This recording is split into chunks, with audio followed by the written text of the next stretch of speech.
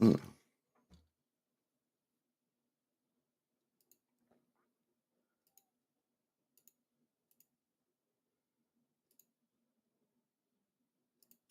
Well, it feels like it has been forever since I've done one of these. But I got about an hour. Got a fairly hard stop in an hour. But other than that, I'm here for you. I thought it's been a long time since I went poking around on Reddit in the old school revival or renaissance or whatever you want to call it subreddit. So I thought we could find some articles there and see what's what. Hey, Ian. Oh, one thing. Aha, I have my own article.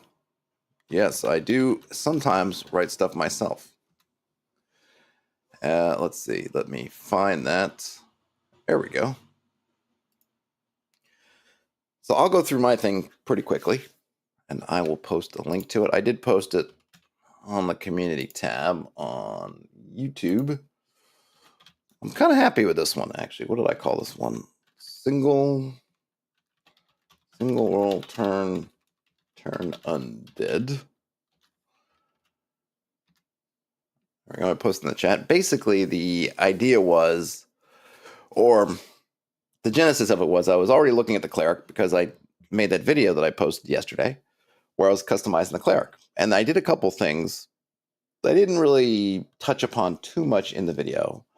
I don't think it's worth writing up a bunch of. I may just put up kind of a, I guess, my version of the cleric with a couple of these adjustments put in.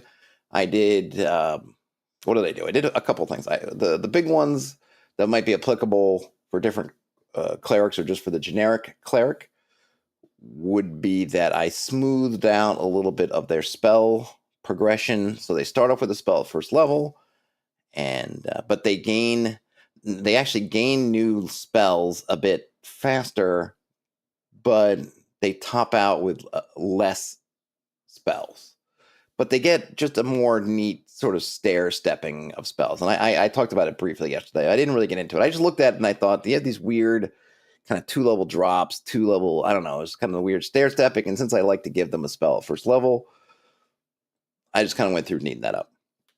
The other one, which probably isn't broadly applicable, is I kind of switched up their turn undead progression a little bit. But this is where I was looking at the turn undead table, and I was kind of thinking, like, it's a little bit funky. It's things you don't really think about too much. I never really thought too much about it. It's like, okay, that's how it works. That's fine. But I was looking at it yesterday and the day before, and I was kind of thinking, like, I wonder if there's a way we could maybe do this a little bit differently. Do it without having to make kind of a table lookup roll and then another roll. And something I noticed that I really didn't think about until I was starting to write the article is that the progression of itself with the cleric's turn of dead is a little bit funny in that they get better in that they can affect undead more.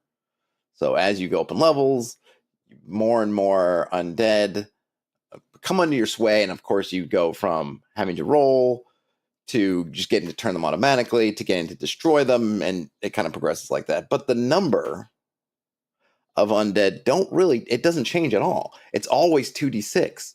So even if you're a 14th level, like you're capped matriarch or patriarch, you're still only turning 2d6 worth of undead, which means that a couple of vampires you can't do.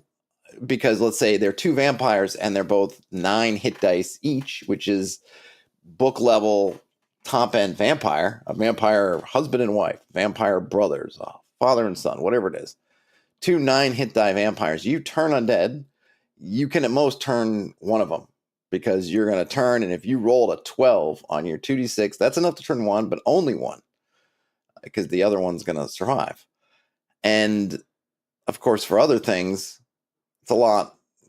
You may only turn 1 or 2, and even of low-level things, it's not that much. I mean, yeah, sure, you can turn 12 skeletons, but you got to roll 12 on 2d6. The average roll of 2d6 is 7, is what, that's the most likely outcome. So usually you're going to be turning around 7 hit dice worth of stuff, whether you're a level 1 cleric or you're a level 14 cleric. And as I kind of pondered that a bit, it's like, that seems kind of a little bit of a bummer, maybe too. So I started thinking about it. So in any case, with that in mind, I went through the first part of the article. I just kind of break down a bit the original mechanic, and I just kind of find out these sort of averages that essentially you do always get to turn one. If you succeed on your turn check, you always get to turn one. So you always get one. And I didn't factor in the odds because I really don't know how, and I didn't want to get too deep into the math. But other than that, you're going to basically. I thought I put down the numbers here, but maybe I didn't. 7 hit dice, 4 hit dice. So 7 hit dice if you're lower level than you are as a cleric. 4 hit dice if they're equal level. So first level, right, you're rolling 1d6, or you're rolling 2d6 to turn. You need a 7 or higher, so that's 50%.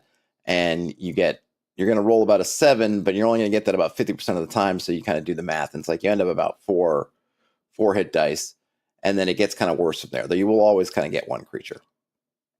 So my idea, and here, let me take a sip of water for the working man. My idea was simply to roll your hit dice worth of dice. So if I guess I should say your cleric level worth of dice. So if you're a 9th level cleric, you roll 9 dice. Your first level cleric, you roll 1 die. And then so in my version, you're just going to roll a number of dice equal to your level. If the undead are lower than your level, first of all, you can look at each die, and you can pool dice together if you're looking at one group. So if you're 2nd level and you're facing a bunch of zombies, you can roll both dice together. But if you're doing, this only really comes into play if you're going against different types of undead.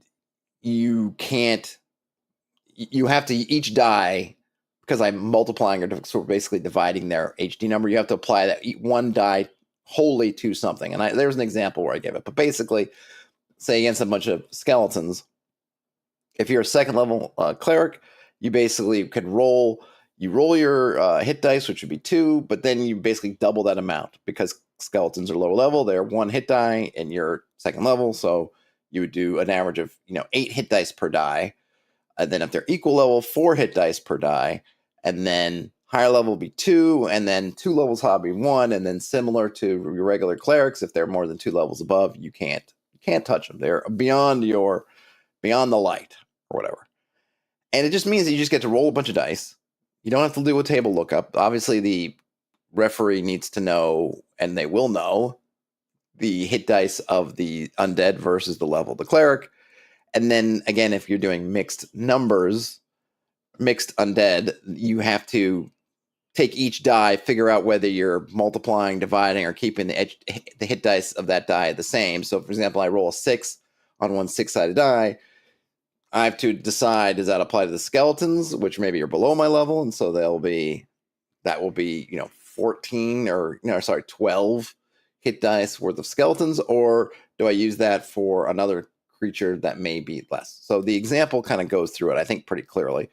We're going to take Frantic the Adept, who's a 2nd level cleric. They step into a dusty mausoleum, and they awaken 3 skeletons, one hit die each, and a zombie of 2 hit dice. They immediately declare their intention to turn the foul on living, so they roll 2d6, and they get not very good rolls. They get a 2 and a 1. The skeletons must be dealt with first. Just like in your regular turning, you have to deal with the low-level undead before you can go to higher-level undead. So the die showing a 1 isn't enough to turn them. So the player spends the die showing a 2, which, because they're lower level, turns into 4 hit dice. So that's enough to turn the 3 skeletons, right? Because they have 3 skeletons, 1 HD each, and that one die turns into basically 4 hit dice of banishing power. So they're turned. But that extra die you have left over, a hit die, right? You turn the die you rolled into 4 hit dice. You spent 3 of those hit dice. You can't take the other one and then have it go to the zombie. It doesn't work that way. That die is spent. The last one you had 1 die left over that just had 1. So because the zombie's equal to you, that 1 die just turns into 1 hit die of turning power because you only rolled a 1. And so the zombie doesn't get turned. And the only thing is, if you then want to destroy, it kind of doubles it. So if you needed, it becomes from 8, you go from 8 hit dice per die for a lower level undead to 4 per die, and then so on and so forth. So it's just turning, it works one way, and then you just basically have whatever it is, you kind of have it going all the way down for destroying, and you're done. So I think it works fairly neatly as if you're a cleric, you get to roll a bunch of dice. And then in terms of how it compares to the original one, your clerics are going to be stronger against low-level undead. They're going to get to turn a bunch more low-level undead than they would before, which I think is fine. I think in terms of when I look at that and I go, okay, well, how does a 4th level cleric compare between what I'm doing and say what Book BX is doing? Well, Book BX is always going to be basically 7 hit dice. It's just the matter of what you're affecting goes up. In my version, they're going to affect a bunch more if there's low level ones. If it's equal to a higher level, it actually turns out to be about the same. So the one benefit this is that they'll be able to go to town on undead that are weaker than them to a greater degree than they would to normal. And I am totally fine with that. I recognize it. I could see it. And I'm like, yeah, I'm good. Because I think that the image of the cleric that's able to sort of, I call in the article, going Nova, right? They're able to put forth. And I also picked this picture. I don't know if I can blow it up here. I can't. But of John Constantine. I just watched Constantine the other day, which I think actually holds up. I know the character. I didn't read the Constantine books or comics or whatever. I know that the Keanu Reeves version is not quite like the by the book version, but I always enjoyed the movie. There's one point where he banishes a whole bunch. I forget what he does exactly, but he makes a light, and it just, you can see here just in miniature, just sort of flames and and I think that's a cool effect. And I think with my version, you could conceivably have a mid to high level cleric do that if they run up against a bunch of, say, skeletons, zombies, whatnot.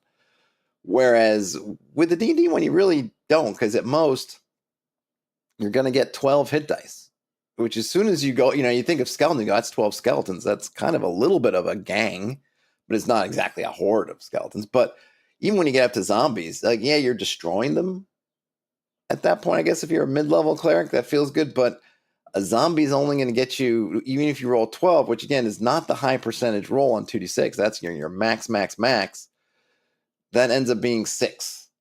So, I don't know. It just feels like a little bit of a whimper. Even if you're a super high level cleric, it's still 6 zombies. So this way, I think, just as a referee, if you're going to play with this version, one thing you can do is you can certainly, if you have a cleric in the party, maybe feel comfortable tossing a bunch more undead in there, because when they get a couple levels on them, they'll be much more ready to kind of handle that if you want to. And that's one of the things I think I like with undead, is being able to bring them in bunches. And anyway, that's it. So yeah, single roll turn. I'm pretty proud of that one. I think it works out pretty well. And I thought I would share. Now let's go on and see what the OSR subreddit has going on. Okay, I'm looking at if you want to follow along, and if you're looking at me, looking at this, and you see something that's interesting that I scoot past, let me know. I'm happy to take a look. Let's see. So we've got Basilisk Patrols. Someone drew that. That's cool. Chat GPT dungeon making. I don't know. I don't like this trend. I've noticed, now obviously I fell into the trap of using some of the image stuff because I thought it was really cool for AI. But once I understood the cost of it, I stopped, which I think what you should do. I don't think this stuff using ChatGPT for content is good. I know people like it. I know people feel like it's time saving, but I don't know. I think that I would feel very bummed out if I was playing in a game and realized that the GM was getting a lot of their content from ChatGPT, because when I play in somebody's game, I'm really looking for, say you, I'm just going to talk to you. If I'm playing in your game, what really is firing me up, what's getting me excited, is me getting to play in your game, not in hodgepodge of some mangled, mungling content of stuff out there on the internet. I want, like, what's your vision? What's your world? And I think you keep leaning on Chat GPT, and that's not yours. It's not really yours anymore. It's this, I don't know. I feel like the content, keep it yours. Keep it yours. I'm fine. I use something like Perplexity. I use it to help search things out. I found that the AI tools just for me work better for being able to do that kind of first level internet searching. Essentially, I just think being able to work in common language and being able to use prompts to sort of build on them so you can go through a series of prompts and kind of focus in on the subject. I just think it's better. To me, I find better results than just searching. And each time you run a new search, you're essentially starting over. In this case, you can kind of keep going down, but that's always just that first level where then I'm going to look at the primary or whatever, the sourced materials and kind of get the skinny, but it helps that. But I think just, hey, I'm just going to grab content from some random, I don't know, just blender of blogs and things. Not my jam. And I think it worries me a bit that I see people making videos and a lot of people like leaning in on that use of the algorithms or the AI or whatever you want, machine learning, large language models, whatever you want to call it. I don't think it's good. Okay, something. All right, so we got more art. Red Sun, Dry Blood. All right, well, we got a hex crawl, so this might be pretty good. Is it? What is it?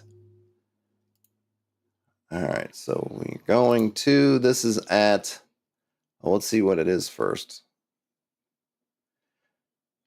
Red Sun, Dry Blood, Hex Crawl Part 3. Column, okay, so they've got some, I guess, big region map. Doesn't look like they have anything, so they're not drawing anything in there. So that's just their, okay, so they have columns. I see. So they've taken their hex map, 1, 2, 3, 4, 5, 6, 1, 2, 3. Oh, they got the same thing I got going on, which is basically a 6x6, 6x6 grid. And they've got, I'm not sure. I guess I don't know why they haven't drawn any on any icons or anything, but I guess that's just the way they do it. Hey, Mayor Trumpet, thanks. Appreciate it. Nothing to say, and you're saying it. All right, so we have Badlands with Fairy Chimneys in B1. It's got an underground village of deformed humans. We don't know what the spill is. Let's find a night market where fake radiation antidotes are sold. 1 in 100 are functional. An old shack, a vial of nanomedicine on the table. All right, so I guess this is I think we could say this is some kind of post-apocalyptic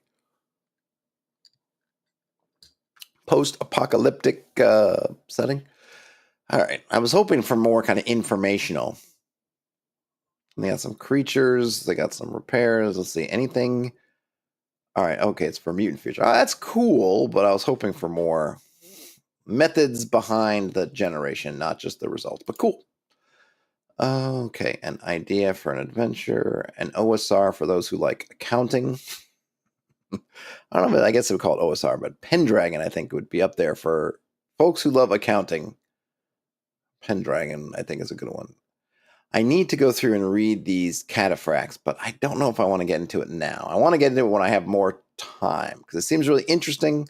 I've kind of glanced through and sort of checked out the first diary, but I need to go back. But I'll do that on, let's think, a separate thing. Maybe on the Behind the Screens channel where I can just kind of delve into it and do that. Okay. Questions against the colorectal god. I don't know if I have anything to say on that. Can I recommend some dungeons? My players struggle with sandboxes. This might be interesting. From user Solomon the Simple. My players struggle with sandboxes. As the title says, my players give me the deer in the headlights look anytime I give them player freedom. Most of the group wants to be led on an adventure. We're currently on 5th edition, but I would like to move towards a more OSR style game so I can reduce combat slog and incorporate older adventures, classes, and other material. What's y'all's recommendation on an adventure or class that they could really hook their players with? Okay, so this one's kind of sticky. We'll get into the comments. So first of all, I think you just have to accept sometimes that your players don't want to do it.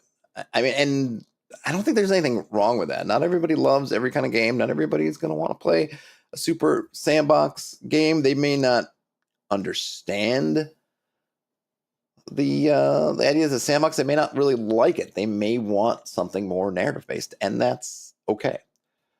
Let's see. Oh, I got a comment here. Sarala says, "Thank you for the content. The time you put in, continue to do. Written content has helped me build a toolkit for my tables." Hey, well, I'm so glad. Thank you. Thank you for the comment, and happy to oblige. Happy to help. Okay, so Yeah, I think sometimes, look, not every game is going to suit every party. I mean, at this point, if someone said, if I wanted to play a Pathfinder 2nd Edition Adventure Path, I probably would say no thanks, because I just know that about myself. Someone would say, hey, do you want to play a one-shot? I'd say, yeah, one-shot might be cool. Like, I'd like to try Pathfinder 2nd Edition, but I don't think I want to play a campaign of it. I mean, maybe if the one-shot would change my mind, then maybe it's like, hey, I love this, then yeah, let's do it. But I don't know, probably not. Or, someone said, really, if you want to play a 5th edition campaign, I would say, probably not. And I think it's fair, just as that is fair for me to say, like, I just don't know if that's in my wheelhouse or kind of what I want to do. It's also fair for players to be the other way and say, like, no, I really want to stick with 5th edition. I don't really want to try that out. I think the things you can do, I don't think there's a class, especially not an old school class, that's going to hook somebody the way, if you love 5th edition and you love the builds and all that stuff, you are probably not going to get excited by anything that some old school game has to offer you in terms of classes, because they're not as complex. They don't give you as much in terms of this sort of character build mini game. If that's your thing, it's not gonna do that for you. They're generally not as powerful. Some things are much more powerful, but oftentimes they're not as strong, at least in the surface level. Certainly a lot of the magic user spells are actually toned down. They're more stronger in the older editions, but it doesn't jump out at you. You don't get as many of them. You can't just do pew pew magic, right? It's different. It's different. So I wouldn't try to say, like, ooh, how can I kind of entice them? It's almost like, am I sort of tricking them in a sense to come play? I wouldn't do any of that. My air trumpet says, get better players if they don't like a sandbox and want their hands held while they go on a railroad or when they go on a railroad. Look, like I said, I don't think I don't take that tack. I think some people there are definitely some advantages to a narrative game that is, and like last night, we had a great session last night, but we did, in terms of actual things, I think we did nothing. We literally spent the whole session essentially discussing. We did interview, so we had captured somebody, and we basically one of the magic users charmed them. Eventually, it took us a couple of tries, and then it was gathering some information, and it was and it was just discussing what to do. Okay, and for us, I enjoy that. Hey, Krister, I absolutely enjoy that, and it's fun. And I was just taking my notes, and I was drawing little doodles of kind of what was going on, because we have mind flayers that are now in the mix, and some other things, and it was cool. But I can certainly see how some other folks are like, this is not cool. And a fair amount of our sessions are like that, because it is a sandbox. And yeah, we got stuff going on, and there's things we're trying to do, and we have goals, but there's no particular right answer or right thing for us to do, or obvious kind of like, here's the arrow that says go here. Like, we can really do anything, do anywhere, and we could give up and go home if we wanted to. Right? All that stuff we could do. But it means that it can seem a little bit aimless at times. It's kind of like, I think, a little bit of that old joke when you get an OSR group by a closed door, how that can just bring a whole session to a stop as everyone's trying to figure out what to do with the door. A similar thing. And so I can empathize with people like, I'd rather maybe a little bit less of that, or a lot less of that, and a lot more, hey, we kind of know what to do and know where to go, and let's go kind of thing. So I don't look at it as some, oh, they're not real players, or it's different styles of playing. What I would say for this referee, this GM, is ask them if they can do one. Just talk to your players. If you're burning out on 5th edition because of the slog and because of the prep amount and all the other stuff, and it's burning you out, and you're not feeling it, you're starting to dread sessions, and really you just need to have that talk with your players and say, hey, listen, I'm burning out. I'd like to try something simpler, a little bit more tamped down, or maybe close to the earth, or gritty, whatever you want to call it. Can we try a one shot? Can we next week? We'll just take a break. I'd like to try a one shot and pick a game that you really like, whatever OSR or NSR or any other game it is, and say, this is a game it's been firing me up. It's getting me kind of excited to play and run games. I'd really like if you guys could play this game with me. And I don't know, if they're your friends and they're good, then I think everyone will be like, sure, man, let's do it. Let's go. Because maybe the alternative is, which I think you would also say, is, listen, if this doesn't work or whatever, then I need to take a break. and someone else can GM, or I got to put things on hold because I got to get my energy back. And that's what I would do. And then just see how they play it. But at that point, like, just play it. I would just say, like, here's the game, whether it's Old School Essentials or whether it's a Mothership or whether it's, I don't know, Savage Worlds or whatever, it's just play it.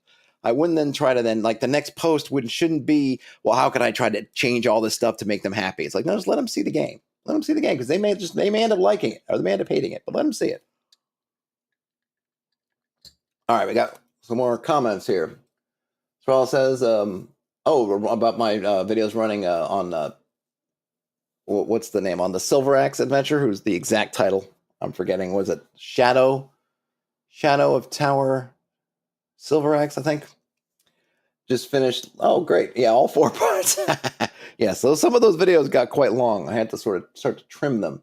So it also says, not every player is for every table, and not every table is for every player. It's just a preference thing. Totally agree. The DM is a player too. It needs to be two-way communication. Even better if the players also take turns behind the screen. Yeah. Oh, yeah. And it's right in the Shadow of Tower Silver Axe. Thanks. It's been a minute. Right. Exactly. And like I said, I don't think there's anything wrong with not being in for a particular game. I think everybody can look at it and say there's probably a game out there that they know, or at least they believe, is not for them. And just like you will feel free to say, like, I don't think that's for me, I feel like other players are free to say this is not for me. And yeah, if that's a game that you like, you tend to look and say, oh, they're not, whatever. But it's just a taste thing. But, give them a chance to try it, but just have a real conversation. I think too often people don't want to have these real conversations. So they kind of try all these things like, how can I kind of trick them or entice them, or sort of like, come in, and then they're in, and haha, look. Don't do that. Just be real, be honest, and see what they do. And if they don't, and if they're like, this is what we started playing, this is all we're playing, and you're locked in here, GM, then it's probably time to rethink your group. Matt Kolba, I think, had a video kind of on this subject, which I think he said, it's like, how do you get in a situation where you're playing a bunch of players and you're not, and somehow you're kind of held captive to them? It's like, that's not a good situation. I would agree. And I think if you find yourself in a similar situation to Solomon the Simple, and you broach the subject of taking a break or switching GMs or switching games because it's not lighting your fires anymore, and there's a whole bunch of pushback and people unwilling to really even hear it, then yeah, it probably means you're actually playing in a game that's not a good table. So, you want to figure that out. Okay. Oh, I did want to read some of I was curious about what some of the comments are. So let's read some of these comments. So Hokey High says, make sure you're throwing out juicy rumors, at least partially true, and missions from NPCs left and right. Make them understand that there's cool stuff waiting to be found. Yes, certainly if you can get them into the sandbox, that's absolutely a good sandbox technique. But it's a little bit putting the cart before the horse, because he's not even sure. Well, I guess if he's going to stay in 5th edition and try to be more sandboxy, that's definitely a way to do it. So I guess it does address that part of it. Connor 9120C1 says, build your sandbox with node-based designs that's still open to maneuver through, but the nodes point towards and reinforce each other. Yeah, adding a little bit of structure, that's fine. Business_public 8327 said, I had a similar problem that I tried Beyond the Wall and other adventures, which is very good. The game says itself isn't anything at home about it, your standard OSR fare. What sets it apart is the collaborative world building. 2 sessions ago, we went through the shared sandbox process together, and the 5 players made a total of 10 major locations. At the end of the night, the players looked at the map and decided to hit 2 of the nearest locations. Between sessions, I expanded on my understanding of the locations and prepped some encounters for the 2 locations. It's hard to explain without too many words, but suffice it to say, these players aren't hardcore role players. They don't know each other especially well, and they haven't studied the game through and through, and yet they're invested. Every decision seems to have personal stakes. They're already so invested, and we've only played 1 session after the process. That's another good thing. I find it a little bit hit and miss, and I really only say that because for myself, I'm not that big into the collaborative world building, and I think that's because that I get to do a bunch of that when I'm GMing and writing my own stuff. So I'm not in love with coming to someone's table and somebody saying, you tell me. It's like, man, I came to your table because I want to hear your, like I said, I'm saying about the AI kind of thing. I come to your table because I want to see your world. I don't want to be playing. If it's me making up my own details, I can just do that.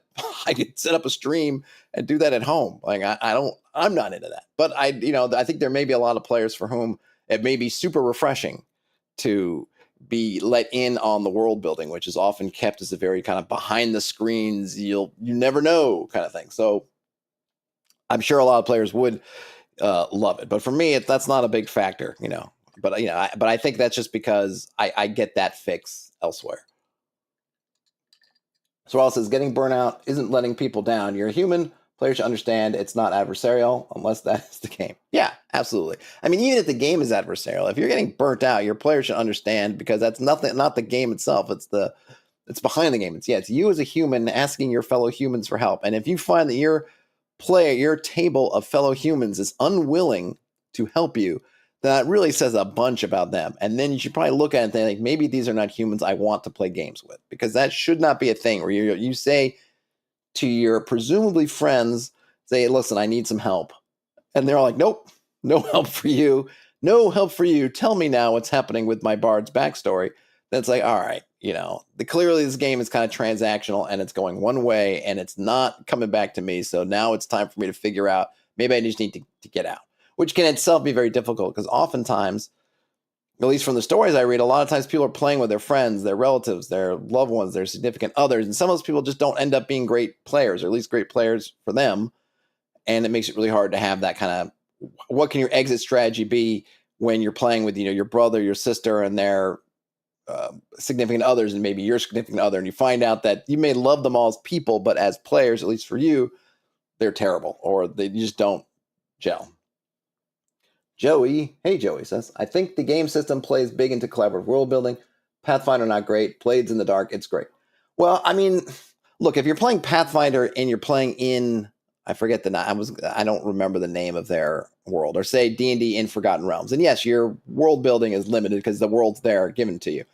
But I don't think that the tools that you could use, if I could start a Pathfinder game, and I'm not going to use, it's not Exandria, that's Critical Role, whatever does it start with an E? I don't remember, whatever their world is. I'm saying, you know, I'm making my own.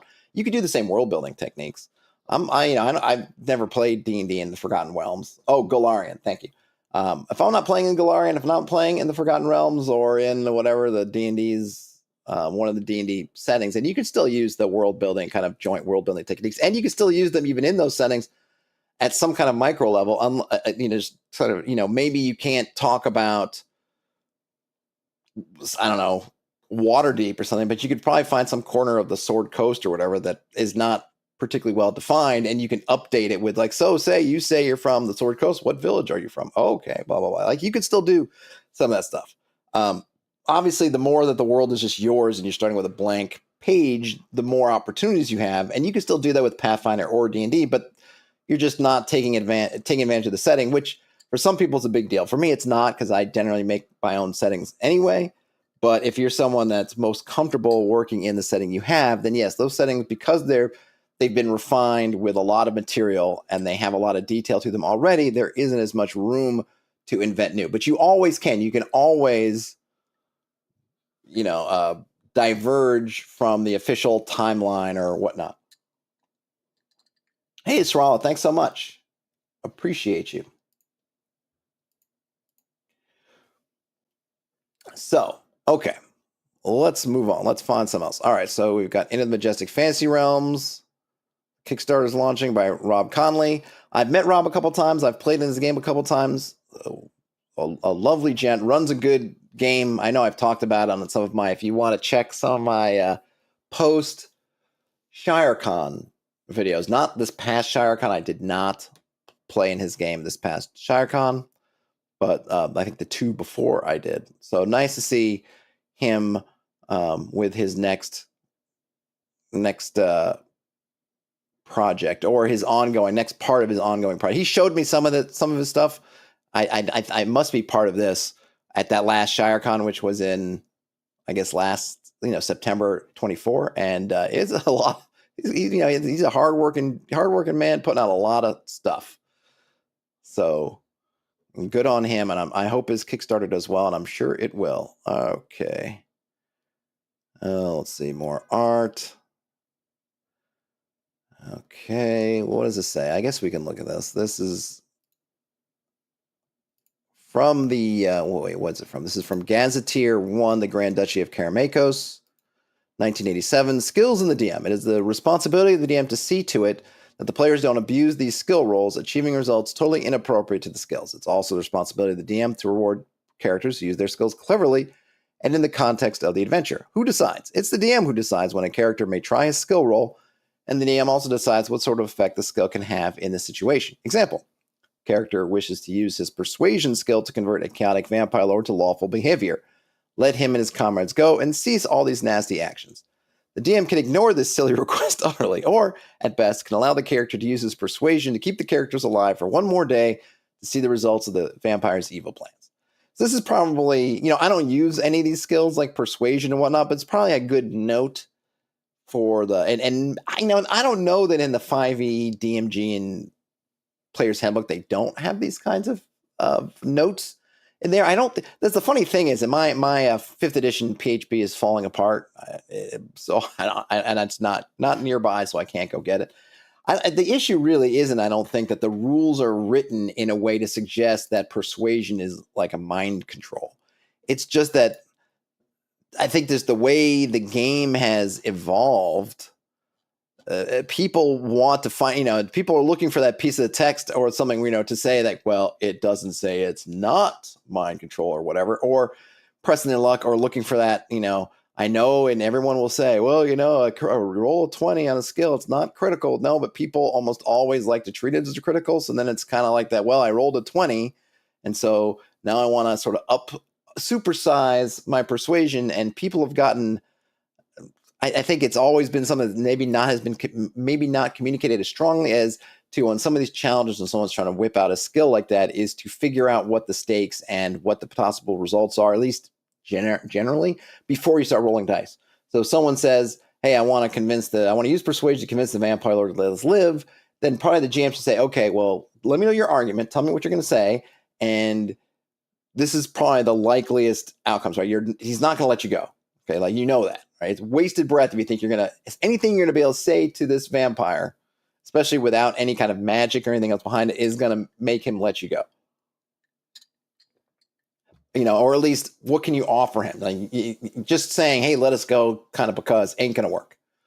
But depending on what you're asking for, that might be something doable. Let me know. We can talk about that maybe after you have made your pitch. You get a sense of it. And then, of course, there's a chance that you trying to make this kind of argument is just going to anger them, and maybe they'll kill you now as opposed to waiting until whenever, or they'll make your remaining hours even worse. Something like that. And this is all before you've rolled dice. So then the player can go, okay, all right, well, let me think of something else then, right? But oftentimes just people get wrapped up. And I think this other thing with kind of the rule of cool is just kind of a little bit warped. I think people's ideas of what kind of should be happening with these skills, like, oh, I rolled a 20 and rule of cool, so I get the kingdom or whatever. It's like, no, rule of cool doesn't trump all logic and everything else. So no.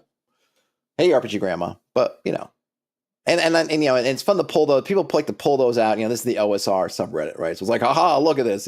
Back in the day in 1980, whatever, they already had this thing covered. But like I said, I don't. If you go back and read 5e or 4e or 3, it's not like that stuff was not really mentioned. But I think sometimes either they don't mention it strongly, maybe enough to get through to people, or people just willfully ignore it. Or what I think has happened sometimes, particularly with spells, that people want to read them like they're legalese, and instead of just saying, look, here's the common sense, like that's where you get all those arguments, rules as intended versus rules as written. It's like, yeah, they didn't write it covering every single edge case. They wrote it thinking that you as a GM and you as a player will be reasonable in terms of what it means. And I won't go over it again because I've done it several times, maybe not recently, but I had a player who was doing that. We were playing Lamentations of Flame Princess, so basically a modified BX, and they were trying to do just all kinds of wackadoo stuff with floating disc. And I'm thinking to myself, like, man, this is a first level spell, and you're trying to get it to be like insta kill and all this stuff. It's like, it's a first level spell. If they could do all that with floating disc, they would not have invented other spells. It would have just been permutations of floating disc. But they were trying to read the spell description. Like, if the spell description didn't lay out every single aspect, that there was this room for them to say what it is. But it's like, no, everybody knows common sense. The spell was so you could haul some baggage around and not be encumbered because it's on this floating disc behind you, not some kind of spinning invisible, a wheel of death kind of thing. So, if you just be reasonable, I think it was fine. But, people opted, especially in the internet discourse, which often happens, people opt to not be reasonable. RPG Grandma says, have fun with it, but don't go so crazy. It makes no sense. Right. You know, when you look at a spell and it's starting to, and someone's trying to twist it to do something that another spell does or something that's clearly of spell levels above and beyond, then you should probably look and go, okay, that's not it. Or you could look at, which is what I started doing. I started putting attacks on this player. I said, listen, you can research each one of these questions you're asked, because in the moment, you know, we were playing play by post, so I think that's there was this, you could ask more questions because we weren't in the moment. So I think you felt freer to just start busting out all the stuff. But I just started to say, like, listen, for all these questions, each question you want to ask me about floating disk, you're gonna have to spend a week of basically sitting in your laboratory or wherever your home base is and testing the spell. And then after that week, I will tell you. Otherwise, you're just going to have to try it and you're going to see what happens. And you don't know. And the reason why you don't know is you never tried it before. You never tested it out. And that kind of helped curb things a bit because they had to invest time. And the idea was that they could try to fling their floating disk at somebody, but there's a good chance it probably wasn't going to work. And they weren't going to know until they did it because I wasn't going to give them answers and all these questions, up front. RPG Grandma says, research tax properly old school, sir. Thank you.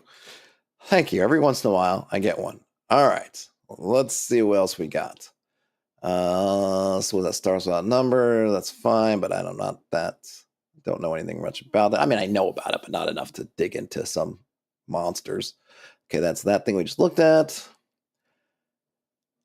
Hexcrawl mapping app. I don't know. All right, someone got some stuff. All right, this might be kind of fun. I've read Knave, but not super much, so it's a blog post. All right, it's on Patreon, but Patreon needs to confirm that I am indeed a human, which I am. Okay. I will link to it. I always like some good adventure reviews. So this is Internal Rock Studio, who I'm not familiar with. Rock Studio.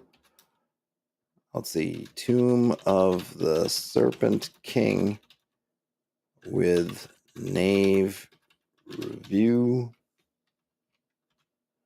All right, there's a link. You want to go check it out. Okay, module played. Okay, so I kind of like this. So we know that they've played it. We know the module. They did play it completely.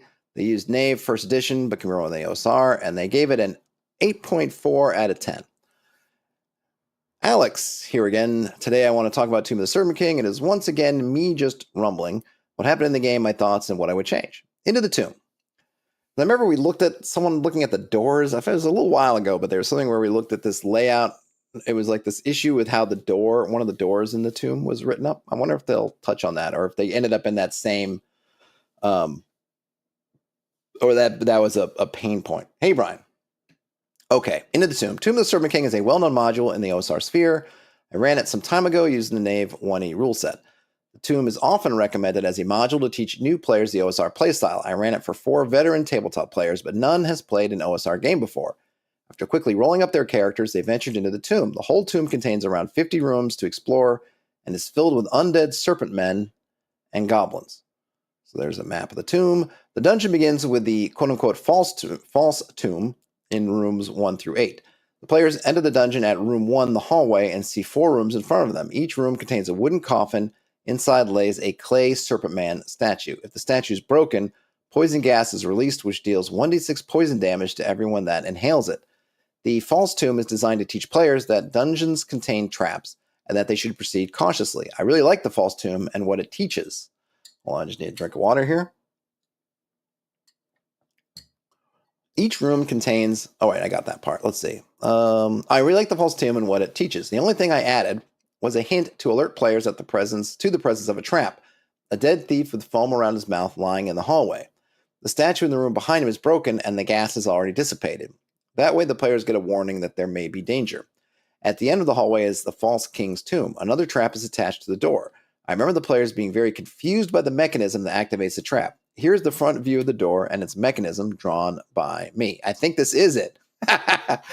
Okay, so they've drawn the door, which has the slab across the bars, and this bar rises up.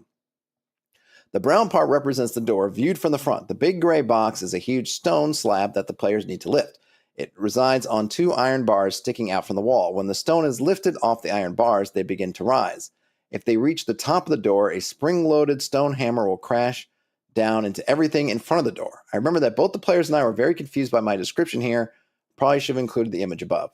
Well, I'm not even sure if that would help, because one of the problems here is, which I'm just noticing, which is kind of interesting because now I'm looking at it visually front on, is if these iron bars are going up, there should be there needs to be, right, a slot, or, what would you call it, a gap, something where they can rise up. I mean, it's not, if this is all stone up to the top, and then what are the iron bars moving through, right? There's got to be something, some sort of hole, or slot really is, I don't know, or what you would call where you're pushing up a lever into. There's got to be something for them to move up, and there's nothing. I think originally what I was thinking about it was that it was hidden behind the stone slab, that you would move the stone slab and then you would see these 2 slots here, but it would be too late and they would go and they were doing it. So that maybe if you moved it up slightly, you could see there. But if it is indeed rise all the way to the top of the door, then that needs to be described. A track. Yeah, Brian, thank you. Maybe a track. Something that would be visible, because there's got to be a gap there for some kind of bar to move up. But I was thinking that originally in my conception was that any track there was hidden behind this stone slab, which maybe it is. Maybe it is.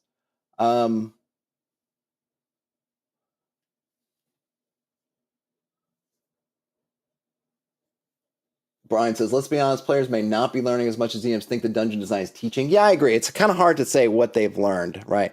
Because breaking open the trap of breaking open the statues, is that a trap? I mean, I don't even know. I mean, there might be. I mean, it would be funny because you could probably put treasure in those statues, and I would probably bypass it because I would just think they're statues. They're just solid. It would be almost interesting if someone tried to lift them up and saw it. They're kind of hollow. Like statue might not even be the right word I would use. I might want to use something else, like a mold, or like, when you see it, because, something looks like it's made of, I don't know, I'm going to say like crepe paper. It doesn't feel the same as stone, or maybe it's clay, or maybe they even say clay. So something like that seems like, oh, it might be hollow. But yeah, who knows? I was actually thinking in similar lines. What if you had one of them broken and there was just some residue that if you got close and looked, that was where the poison gas had like seeped into the wood or something and left a stain? Might be another way to do that. Let's see. Brian says, shove the stone slab to the side rather than left. It doesn't matter because it's the bars that are going up. So even if you shove the stone slab to the side, they're still popping up. It's the weight of the slab that's keeping them down. And yes, as Brian says, the next week you might completely forget. Yeah, it's it's all about kind of constant reinforcement, really, right? Okay, so everyone was confused by the door. All right, back to the players. They failed to prevent the activation of the trap, and one player was crushed. A fast replacement was rolled up, and they ventured into the next room. There they fought skeletons, and another player died. In the tomb, they found no loot, and generally the motivation was low at that point. They were frustrated with the deadly traps, enemies, and that nothing was in the tomb. Then they found the secret passage leading deeper into the dungeon.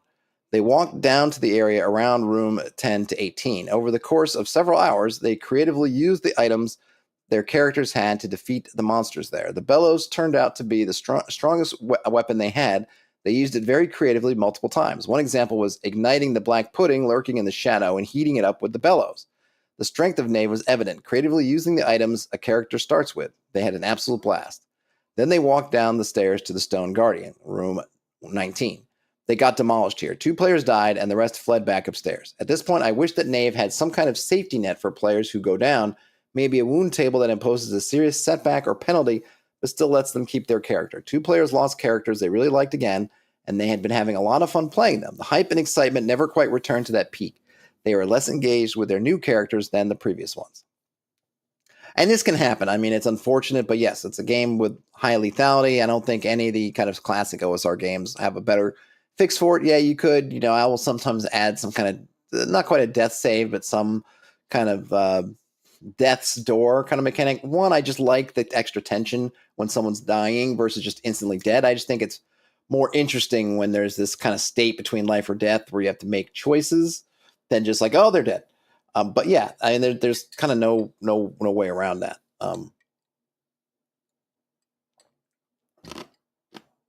Hey, Jason, we're looking at a review of Tomb of the Serpent King as played with Knave First Edition. After recruiting new characters, they ran past the golem and entered the huge area behind it.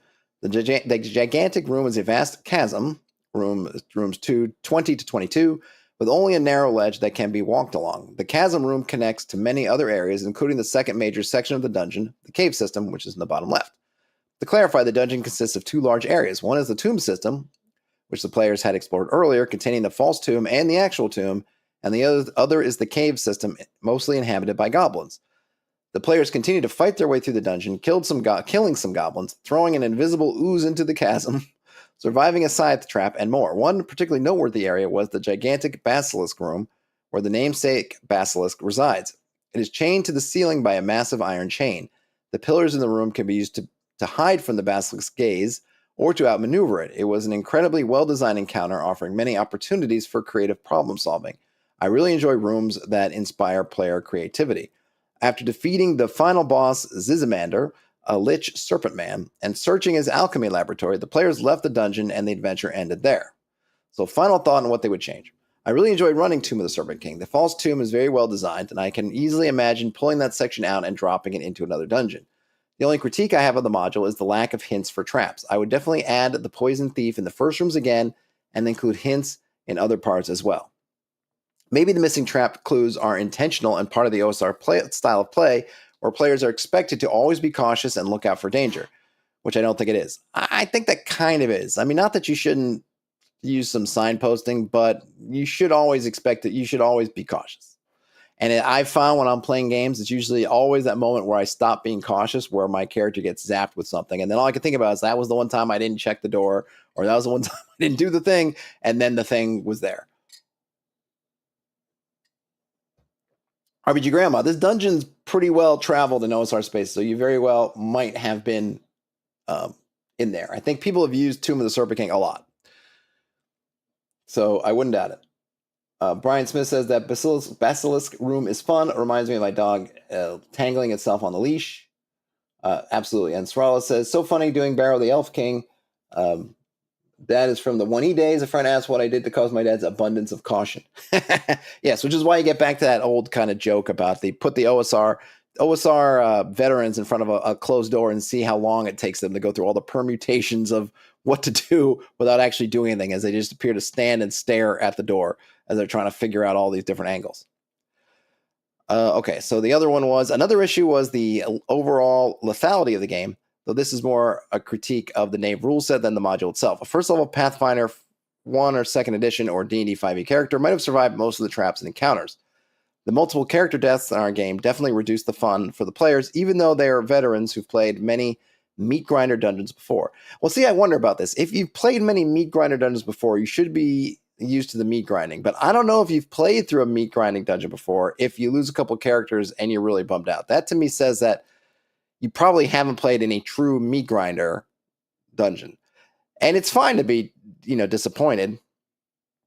I think part of the thing that maybe Tomb of the Serpent King is missing that another game might have is the concept of having a town nearby, potentially with someone who can help raise you, or some other method. Again, though, for first level characters, right, unless you're walking out with a crap load of loot, you're not going to have enough money to get a raise and whatever, but some of that. But, that I don't know. I think that is kind of a thing. I mean, at first level, you are super squishy, and there's just no doubt about it. The things you can do normally is, run away and try to be smart and avoid things. And the game is not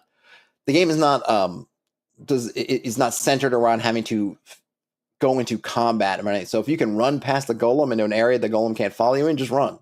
You don't have to fight it. Right? Those are the kind of things to learn, and which it seems like they did at a cost. Is, oh wait, no, let's just puzzle past this golem and leave it behind. Oh, there's the basilisk. Yeah, we don't need to try to march up and hit the basilisk. We could try to figure out some other way or hide or do something else, and that's kind of the fun of it. So I wonder what their experience really was with meat grinder dungeons, or what they consider a meat grinder dungeon is. Because a meat grinder dungeon is one where the meat that's being ground is player characters. So I would imagine you'd be more used to it. To improve that, I think Knave would benefit from a wound table. For example, when reduced to 0 hit points, you could roll a simple d12, only dying on a 1, and the other results are wounds or madness effects that you carry until healed. We had a lot of fun with similar system when playing Castle Amber, where characters would go insane when dropped to 0 hit points. The wounds or madness could only be removed by a priest or doctor in town, so players had to roleplay the consequences in the meantime. This would reduce lethality and the constant need to roll up new characters while preserving the danger of hitting 0 hit points. Yes, that's true. You could do something like that. The thing is that means, though, is you're going to have to get back to town. And that could be another thing that can be hit or miss with people, because oftentimes in your sort of 5th edition game, you kind of hand wave that stuff, whereas you're not really supposed to. So if you're down way down in some chasm in level whatever of Tomb of the Serpent King, and one of your guys is going nuts, you got to drag them and make your way all the way back and get out to town, and then come back again. So it could be kind of a double-edged sword. And again, you're only first level. Is it more fun to then spend the next half of the session trying to get this person back to town at first level than it is just be like, oh, well, I guess Otto the Third is coming. But I think it's fun to have that attachment, and it stinks when they pass. But I think you just kind of have to roll with that until you get to a high enough level and get enough going on where you get a little bit of a buffer on that. And that's just kind of part of it. Or you're kind of lucky and clever, and it is a lot of luck, and just avoid them getting killed. The outro. That's their final thought. The players had a lot of fun. They gave it an 8.4 out of 10. If you enjoy, okay, and then there's more if you want, blah, blah, blah. All right, great. So yeah, as RPG Grandma says, I don't think they understand lethal. Yeah, I don't think so either. I mean, it didn't seem like they lost that many guys. And you say that they're used to, they were used to meat grinder dungeons. Like, I don't know that you are. I don't know. I'm not so sure. Brian says, you got to offer up a handful of characters to the TTRPG gods to ensure a great gaming career. Yeah, you just got to be right. I mean, I think that's why in some ways the DCC kind of funnel is maybe a good way to approach it. Is you don't just give them one, where you give them 5 or 6 or however many, and use that. And then you can kind of go through that kind of the funnel process. And that way, the one thing I like about the funnel, not one thing, but a thing I like about the funnel, is that since you are doing the funnel at once and you have this handful of characters that you have, you already are kind of getting a sense that you don't know, and it's not, you should not, you already are being sort of, it's implicit and explicit that you don't know which one of these characters are going to live. You're probably going to lose some, so don't get too attached yet, because that's why you're giving a handful. And maybe the problem is when you're making these characters is that they're getting attached to them prematurely, when it should be like, hey, I like this guy. It should be like, I really like this guy. I hope he lives. Not, I really like this guy, and if he dies, I'm not going to be able to get the fun back. I mean, you just got to kind of play. You got to play through it. But maybe if they were to continue playing, I mean, it seems like this was kind of like a one shot, or just maybe not in one day, but kind of just just one adventure. They're not going to get a chance to take those characters that did make it through and then progress them. But that would be maybe the next thing to see if that helps.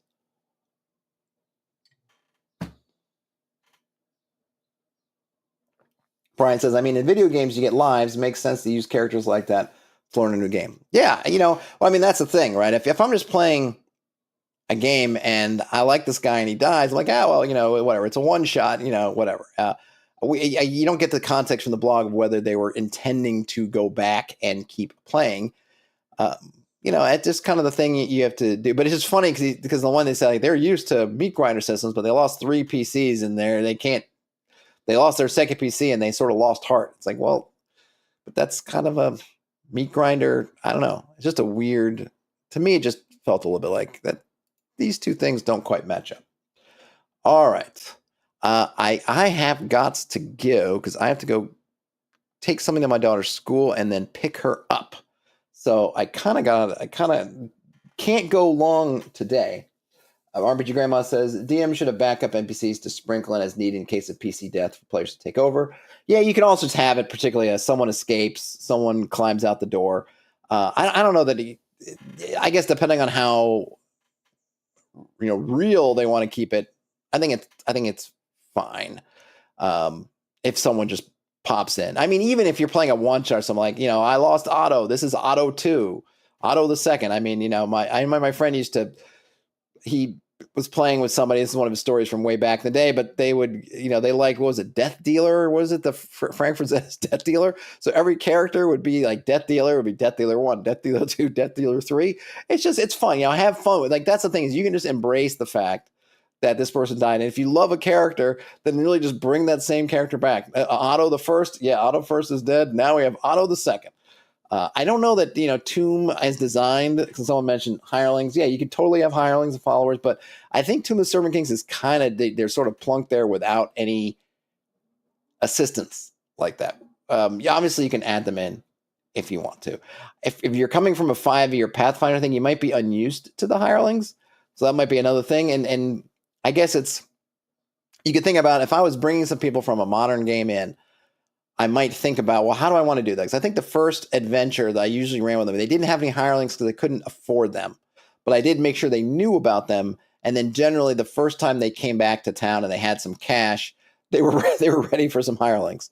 So I think it's okay to you don't have to throw them in the deep end and give them everything at once. So, just have your characters. We're going to run through this little thing. And then however you survive, and we can talk about, and they mention things as you're going along, like, oh yeah, in the future, you could have hirelings, so that when you're, I think one thing, like, you're you can't hold your sword, your shield, and the torch. Well, if you get to town and you have some money, you can hire a torchbearer next time who will carry the torch for you. So you can kind of learn things, and because they've had to deal with doing it themselves or not having the hireling, then they appreciate having that resource later. So you can kind of flow it in there.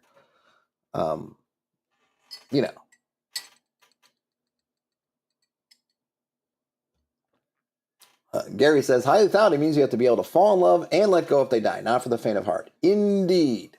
And Terrence is running down all the Death Dealers. Yep, I don't know what the last Death Dealer was, but yeah, that's good. So you just got to kind of do it. All right, folks, I got a jet. This was fun. I'll try to be better about scheduling it more in advance. Next time, I got to get back on setting more fixed times, at least on the day when I kind of know what I'm going to stream. But I enjoyed going through everything. Have a great weekend, or whenever you end up watching or listening to this. Game on, everybody, and I will talk to you later. Bye now.